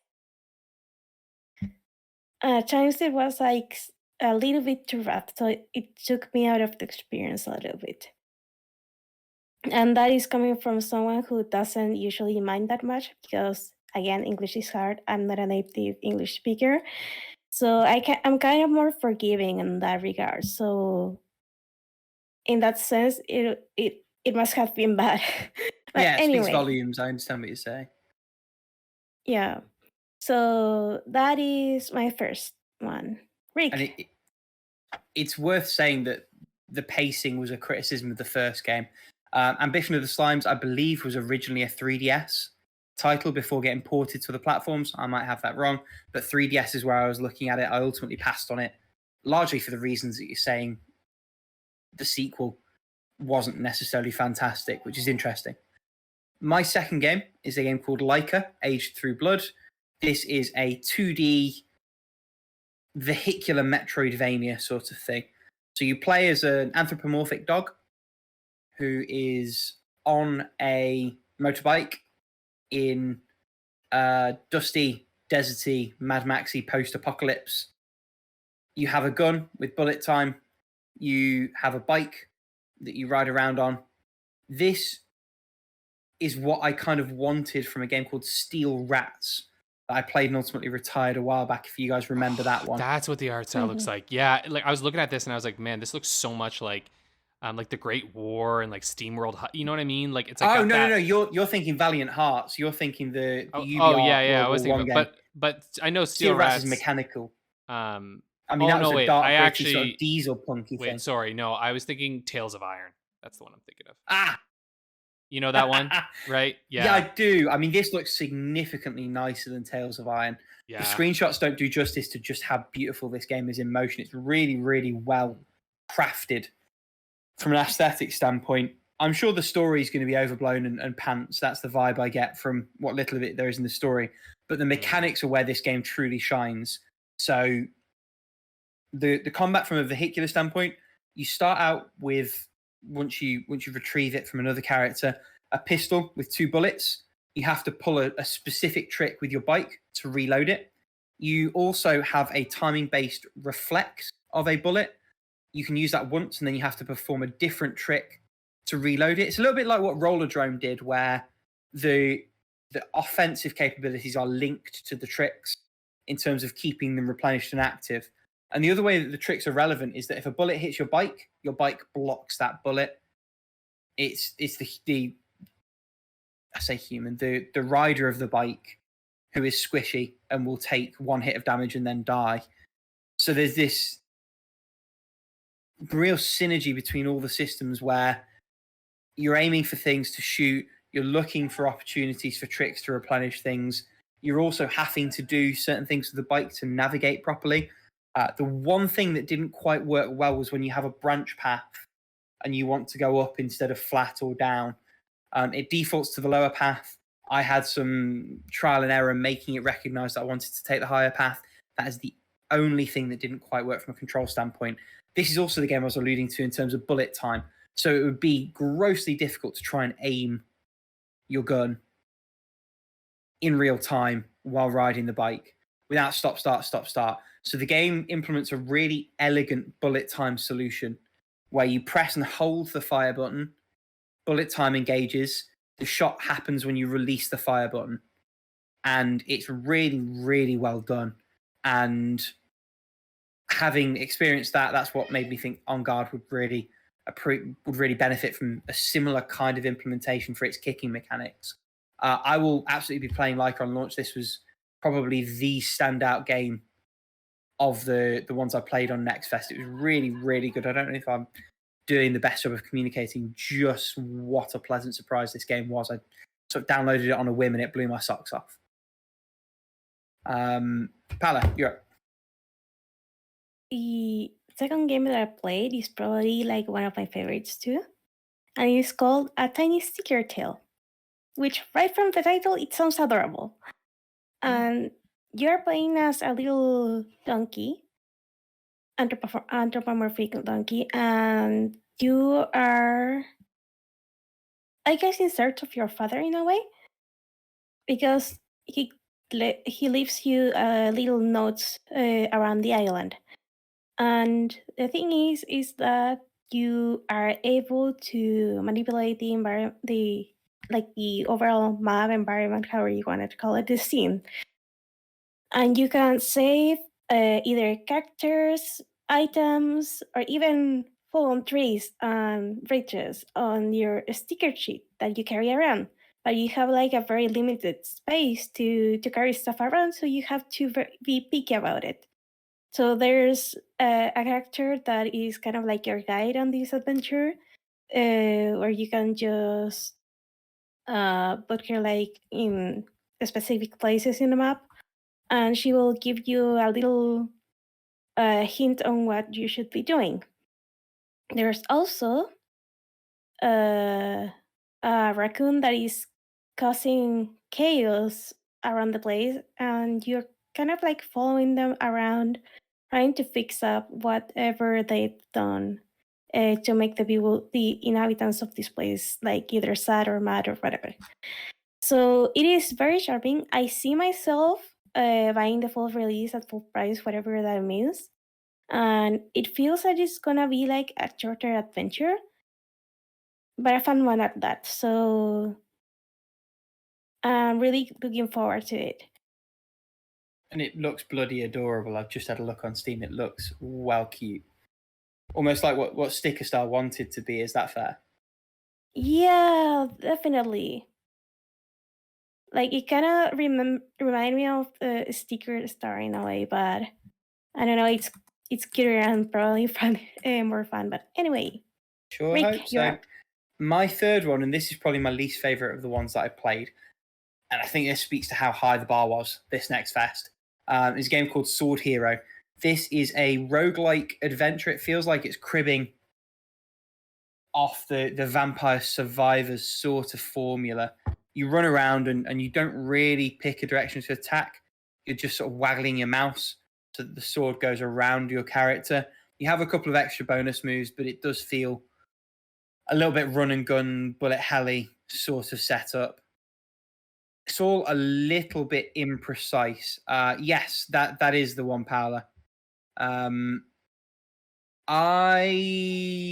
it's fine. I'm trying to work out the surprise Pikachu face. What's the thinking there? Oh, the surprise thing is that the next fest is up until the 26th. Yeah, I It's just saw still that. I was like, what the online. fuck? Because Oh, they yeah, stopped we've missed that, yeah. advertising it anywhere, and then I was just looking up the games that you guys were talking about, and I was like, what? It's still there? Because like even yesterday I came on and they just like stopped putting anything up, and I was like, oh, I guess I'm too late. Go figure. Try the first two I've mentioned. Probably don't try this one. I just don't think it's quite there. It feels too imprecise and too sloppy. So to be clear for everyone from listening, my perspective, it's long done by the time you're hearing this because it's the 26th. Yes, yeah. We're recording on the 24th, which means Alex has got 48 hours to check some of this stuff out. Yeah, which should he find the time? Yes. The art's nice. It's a really nice pixel art. It's on a nice metric perspective, which looks great until you fall behind the scenery, and then you're just watching silhouettes of your characters, which should happen to me on a couple of occasions, both because of elevation up and also elevation down. This game screams fine TM, which not necessarily the humzinger you want from your demo, but that's all I have to say on that one. What about Ducky's delivery service, Paula? My brain kind of fizzed out for a little bit. It's okay. I know the feeling sometimes. I was like, I can help at least with this part.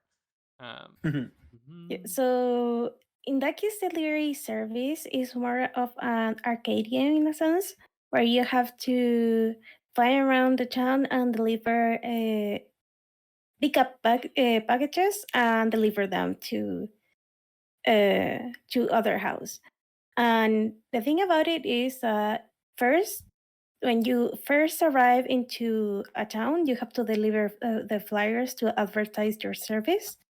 And in that way, you also get a grasp of how the overall layout of the town is, which is kind of neat. And then it's you get this time minigame thing where you have to be careful not to collide with with the walls or the houses or whatever, and try to get the package in one piece to the recipient.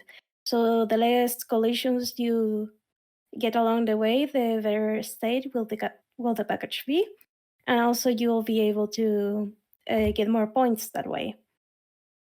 It was fun. I kind of feel like it could get repetitive, but I feel this is gonna be a short one. Again, I don't think I'm gonna play the full release, but I do recommend anyone who likes the more arcade game style of games to give this one a try because it was really fun. Sounds like It does look part-time fun. UFO. It looks like I was going to say it looks more like a stylish sort of story-based balloon fight type thing. Oh, yeah, that makes sense. But your comparison absolutely holds also. Right? It's 'Cause just it is on a 3-star system, which is a little bit closer to that. I mean, it's going straight on the wish list. God help the wish list, but it's there. I wonder if that game comes out on a Switch or something else. I think that'd be really fun handheld. And releases in approximately 3 weeks. It's 20th of July. This game comes out, so it's close. It is close. Anyway, my game 4 of 5. I'm not going to be able to pronounce this well at all. Toziuha Knight, Order of the Alchemist. This is a solo dev's love letter to the GBA Igavania games, and I'm very here for it. I'm hoping there's polishing to be done because it straddles a bit of a line where it has the aesthetic and the XP and a lot of design cues and visual cues from the Igavania games, but it retains some of the stiffness and rigidity of the OG Castlevania stuff. I don't think the combo quite goes together perfectly, and I hope that they make it a little bit more floaty and a little bit more loose and a little bit more forgiving ahead of full release, because I think that's where the balance falls. But the pixel art's phenomenal. Looks like the Game Boy Advance ones. Yeah, it looks like and it looks awesome. And obviously, there's only one guy doing all Which of the is not things an for this, insult and that for has me, to be by the way. borne in mind. GBA. Oh yeah, for sure. Amen to that. I realize for some people they might be like, "Oh God," but I'm like, "No, I love the GBA." and one of the cute things in the demo was that there was a gallery section. I was like, "Hang on, what?" And I clicked on it, and there's a load of like fan art from the community Discord that they've just put in the demo to share, which I thought was a real classy touch. It was a nice thing to include some of that there. This is one I'll keep an eye on. I think it's too early to say yay or nay on it. My hope is that some polishing up is done, and certainly the note at the beginning of the game, which I think most of the time is boilerplate, but obviously it's just one guy doing this. The note on the front says that almost all of it is subject to change. So, but yeah, fair. hopefully those are some of the changes that they make. Yeah, absolutely. But one that I think all of us in one way or another would definitely enjoy if they can stick the landing. Paula, go ahead. The first game that I play is the Cosmic Wheel Sisterhood. And this is an interesting one because you're a witch that has been cast away in a meteor for 200 years. And she decides to summon this demon thing, like to get some powers. And I don't know what her end goal is, but in the end, it's like, hey, I don't have magic here. I kind of want magic back, and I want to do stuff because I've been here for 200 years, and I'm gonna be here for 800 years more, and I'm not into that. So the thing is that their name is Fortuna, and she summons this demon thing called Avramar. I'm butchering it, and with their powers, you are, instead of using regular tarot cards, you are making your own cards, your own deck of cards, which each card has a sphere, an arcane, and a symbol. And all of them have an element attached to them. So as you go through the tutorial, you get a set amount of points from each element to spend on making the cards. The first one is gonna be more of air kind of card. The second is gonna be a water card, and the third is gonna be earth card, I think. And it is pretty cool because depending on the element you use to make the card is the effect the card will have during the readings. So each element has like meanings attached to it. So depending on when you do the readings, where you shuffle the deck and you have like 1, 2, or 3 things to like do your readings on. Like for example, hey, I'm gonna do a reading on your past and one on your future, and try to, or like how is the world gonna end, and I don't know what can I do to prevent that things from the game. And in that case, if you made a bit too many fire cards for your deck, which are usually related to war, destruction, and all those beautiful, beautiful things, probably your readings are gonna end up being a little grim. But the thing is that depending on the cards that get drawn during the reading, you will get, and also the the meaning you decide to give that reading, that is usually like 1 out of 2 or 3 options that you're given, is the amount and type of points that you get to make more cards. So it's kind of like that's the whole gameplay loop. There's also like a section where I wasn't really fond of, where it's more like a backstory for the protagonist. And that one I wasn't quite fond of, maybe because of, I guess they're trying to make the protagonist kind of like more on the snarkier side, of like she's I guess this character that once something happened in her life, not a single reading has been wrong, but something about her overall backstory and personality comes a little bit generic in a way, though. So kind of like she's more like, and she does have like her own characteristic, but I feel that she's more like a self-insert for the reader, or like the player in this case, because there's more gameplay mechanics here. So I'm kind of like not digging the story sections because she feels kind of hollow. I don't know if you catch my drift. Like I do prefer having a well-defined character over a more generic one when it comes to story-focused games. Sure, yeah. And that part was kind of a low, but the overall, like the main gameplay loop, which is creating the cards and doing the readings, that was done beautifully. So depending on how balanced the game is between those two mechanics, like the storytelling versus the gameplay loop, I may or may not get it at launch, but it was kind of fun. And it's worth saying it's Deconstruct Team, so it's the people who made the Red Strings Club, which was excellent. So there is some pedigree there. And on the point of pedigree, just before I jump into the last one, Toziuha Night is a series. This is the second game. I played the demo of it. Turns out there is a first game. That first game was in that sort of OG Castlevania mold, i.e. harder, less levels. So that is a factor. They're like literally the old one, but the first one did review really, really positively. So maybe one where if that one goes on a nice discount, we go there first. I'm super interested to hear your last one here. Yeah, so the last one, and this is another one with pedigree, a game called Stray Gods, the role-playing musical. With like every video game voice actor on the planet. And all of the high-profile musicians involved also. So this is a game that evokes a lot of similarities with The Wolf Among Us. Very similar sort of graphical style. Well written, at least in the brief glimpse I've seen. Has a similar focus on role-playing and making decisions and choices that shape how your character acts and is perceived.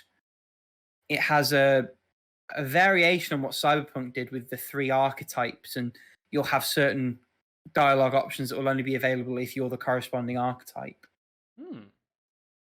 The overarching story seems very, very interesting. It's a fusion of the Greek gods and modern day life, a bit Percy Jackson-y ish. Oh, I don't think we said the title though. This is Stray Gods, the role-playing musical that we're talking about. Oh, forgive me. I thought I had. If I didn't, It's okay. I think I tripped now. you up a little. Yeah. No. It's all good. The music, I've only heard one track, but as you would expect, phenomenally strong. My reservation, and I don't know that this is going to be fixed because we're very, very close to release. It doesn't animate. It has like static images that it just shifts between.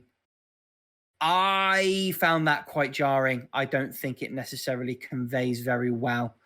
Might be a personal preference thing, but I would have much preferred if they'd done something like The Wolf Among Us, where it's a cel-shaded thing on top of either 3D or moving in some manner animated 2D. I thought it took a lot of sting out of it. I found it slightly distracting, particularly because you haven't got moving mouths. You just have subtitles and the voice. It sounds really petty, but in the moment of actually playing it, it's incredibly distracting. Yeah, from what is otherwise a really, really polished package, it seems. I think I understand what you're saying. I think I've played a lot of games that do this styling, so I like because I remember looking at things that doesn't bother me, but I can understand why that could. Actually, I can't. Really, I can sort of understand why that would bother you. Yeah. I expect I'll wait and see how it reviews, because if it reviews phenomenally, I may well just try and push through it, or I may well wait for a sale and just see how I find it, kind of thing. I really think this game is going to like stratosphere. I'm like pretty fucking confident. I expect a big splash on release for sure. I sniped this in Fantasy Critic, which is why I'm kind of interested in this one, because I think and listen, I will say one thing. My instincts have been very good. I have a strong feeling this game is going to surprise the shit out of a lot of people. I just don't think there's any game like this at all. And you know what I mean? But I hear what you're saying. That's fair. Like, I think that is something that probably, if there's going to be a critique, I think that would probably be the thing that people would get on. You know what I mean? Like the not having full animation. Like, I can understand that feeling. I think I know why a little bit. Like, not only being a stylistic choice, but I also imagine part of budget it, for sure. Yeah, because when you think about it, the budget has gone to the music and the voice acting. But then not even just budget, but like also like if it's a role-playing musical, the fact that likely what they are saying can change, right? Yes. So I think it would actually become even more awkward if they had tried to animate voice mouths, because likely it would be off no matter what. So I think this is probably that in-betweener where I would imagine, like you're saying, it's probably going to take a little bit of time to get used to, but I just have a feeling they've probably tested the shit out of it a bunch, and this is probably the best way of doing it. But I see what you're saying. And I hear the counter argument. It might be that in a snippet of a demo is more jarring than it is over the course of a game proper. Yeah. I'm going to wait and see. Yeah. We'll see how we find it. And to what you're saying, I expect that this will land phenomenally well with critics. Yeah. I suspect maybe more of a mixed reaction from players. Oh, yeah, I think so too. Just because musicals are an acquired taste, and I can see this game nailing that, but just not being everyone's cup of tea. It's a divisive choice. Oh, 100%, yeah. But it is a choice, and it's one of those where if that's what you want to do, yeah, by all means, as long as you do it well. So we will see how this goes, I think is where I land on it. Yeah, ultimately. I might play the demo of it, actually. I kind of want to do the demo for this one. So. The demo is worth a play. I think it gives you a good view into what this game's doing, for sure. Which leaves us one demo left to go. Take us home, Paula. Which I'm also excited about. Yeah, I saw this I was just scrolling to the end of the earth, like on the Steam Next Fest page, and I found Wargroove 2. Wargroove is getting a sequel, and I'm in for it. So the thing about this demo is it didn't have like any story details. They do present you with the protagonist Daria, and the demo includes like a new gameplay mode that is called Conquest mode, which is kind of like a little bit of a in the sense of you have friends, and the further you get, the better the rewards are, and also you get to, from what I understood, you get to keep your upgrades for the next run too. So first of all, Nadia, the new protagonist, has a flamethrower, a fucking flamethrower, and they actually like made a big deal about it like in game, and it was so funny, and I love it. Like if you love the humor and the overall vibe of Wargroove, you're gonna love the Wargroove too, like 100%. And the gameplay is still tight. I don't think they've changed anything, and I don't think they need to change anything about the game. Just give me a new story, new characters, new units, and I'll be a happy camper. So in Conquest Pod, I chose Caesar, that is the little dog from the first one with the two archers. And I died in this run. Like, the thing they don't tell you is that, okay, they tell you that if your commander your commander dies, your run ends, sorry. And what they don't tell you is that the damage between battles carries over. Ooh. And you have like, so for example, okay, you go through a battle, and then you go through another battle, and then you get like a splitting path where you could either risk getting a big reward or something bad happening to you. And then you have the other path where you could get new units, which I did. And so I recruited a bunch of units with the goal that I had won up until that point. Once you visit that place, you cannot go back to that place. So I had to learn that like on the hard way. And then I went up until I think almost the first big boss battle. But the thing is that I got greedy and did like the kind of like flip a coin kind of like a scenario, because it was the only path forward. So I was like, okay, I'm gonna do this. And instead of giving the enemy a unit, I went into a battle and lost like 2 or 3 units, which on retrospective, I should have just given like the weakest unit and keep the rest of my army healthy. And the next battle, I died miserably. But still, I'm pretty surprised on how they managed to breathe like new life into Wargroove with this new mode. I'm sure that I know this is a day one purchase for me, especially like on the Switch. I'm getting this day one, and I'm probably lose myself in the new conquest mode once I finish the story. And that is it. Those are the demos we've played. Damn! Well, we went from a short one last week to long as fuck one this week. So, why don't we move on to how long to beat the game? Paula or Rick? Rick, it's your turn. Me. Because it's currently turn. sitting. Rick's at 20, and Paula and I are tied at 15. Yeah. So who knows what'll happen? Perhaps we shall catch I up. got swept last week. Yeah, you got It's last week. It's an interesting one. Qu'est-ce que c'est?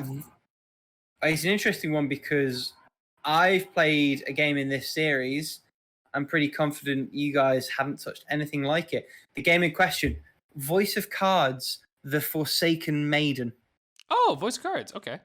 Yeah, I know this. Oh, yeah. So I played the first game in the series. This is the second of the 3 series games. Yeah, I haven't touched these, but I've definitely been looking at them because I am curious in them. Because it's cards, and I love cards. They're visually wonderful. Same. I think from memory, the first one sort of outstayed its welcome by the end, just because we ran into this problem all of the conversations we had with it last time. It is just all cards, and when you strip that away, it's a very by the numbers RPG. Ultimately, a beautiful by the numbers RPG, but nevertheless. I know, right? It's cards all the way down. That's It certainly is. what's the special thing we're doing? That's what I'm having to think about. Right on. Okay. I would like you to tell me the percentage of players you think on How Long to Beat played this game on PlayStation 4. On PS4. It has a version on PlayStation 4? It does, as well as Switch and PC. But the PS4 is the one that I would like you to give me the percentage of players. All right. Okay. I threw a number out there. I don't know. This is a big fucking guess. Okay, I don't let want me to say anything else find though, the because I don't want to chat. give Paula any. Well, actually, Is maybe I do want to Rick? give It Paula is hints Rick. because I might be totally wrong. It's got to be a lot of people who played it on the PS4, right? Because the PS4 is a popular console. And this is a super Tactics popular here game. in this isn't week's episode of How Long to Beat the Game. Or did very few people play it because it's such a small game and you never. I mean, I don't know. If I had a whistle and a yellow card, I'd be blowing and brandishing them respectively. I feel like someone is trying to mess me up. Or is it middle of the road? God damn it. Here's the good thing, Paula. I have no idea. I can't believe it took us this long to try and psych out each other in How Long to Beat the Game. Right? I feel like this has been on. I think we started trying to do that on the first place. Did we? I was before about to say it's been we- on the cards for a while, and then I realised what I was about to do. Oh. Oh no! Stop it! FYI, Paula, all of Alex's times are in, so we are just waiting on you now. Yeah, I just knock these out, man. I'm just like, whatever. Boom, boom, boom. Yeah, I'm just doing the cheeky thing and adding like that half hour At this to point, everything. It's a little wild. I feel like I Well, I just kind of we've done this so many times now that I feel like I have like slight innate understandings of certain games. Like I'm just like, oh, this is the kind of game it is. It must be blah blah blah. You know, like Yeah, it's kind of wild. it's I have a very useless talent now, which is kind of knowing how long games take to play.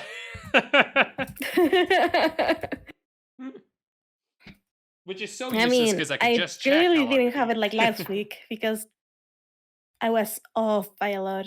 You weren't off by that much. It I was don't think, though. PS4 completions, right? Yeah. yes, percentage of players who've played this game Oh, on percentage. PS4. Oh, God damn it. percentage? Yes. Yeah. Oh, then I'm probably way off. I thought you said the number of people who played this game. No, I let the record show I said percentage multiple times. Oh, I don't think we ever Yeah, got percentage. That's and why my brain didn't do we're it. kinda Does that mean done. is there anything I should change? Oh. I don't know if that I mean, for what Okay, it's I worth, got it. Alex, your number would work as a percentage. I was gonna say I don't know if that actually changes anything. I mean, it does because if you said this number, but you don't know the total amount of players, All right. Well, You've got 10 seconds if you want to change it. I changed it a little bit, but I don't. Yeah. All right. There we go. Whatever. This is a Okay. guess anyway. I We're don't locked. Everything is locked. So, Alright. main story time. Alex has said 18. Paula said 17 and a half. The actual time is 18 and a half. So Alex takes first blood. wait, it is 18? No, And a 18 and a half. half. And Alex said 8. Okay, yeah. okay. You're half out. Fucked you, Paula. God damn it. I was nervous For to say that, main, that was- for main plus, Paula says 23 and a half. Alex says 25. The actual time is 0 minutes and 24 hours. Paula just takes nice. it. You just get that. Yeah. So the half did help you in that one. Ish. Oh no, it did because otherwise And we would have then- been tied. And then for 100%, Paula says 30 hours, 30 minutes. Alex says 33 hours, which is bang on the money. Ooh. So 2-1 damn for it. Alex going into the last portion of this. I don't feel very confident about So- this last portion, but let's see. Technically, this game is also available on PS5, but so few people played it there that it doesn't even factor in the percentages. Oh wow, Switch is the most played at 42%, that makes sense. followed closely by PC on 36%.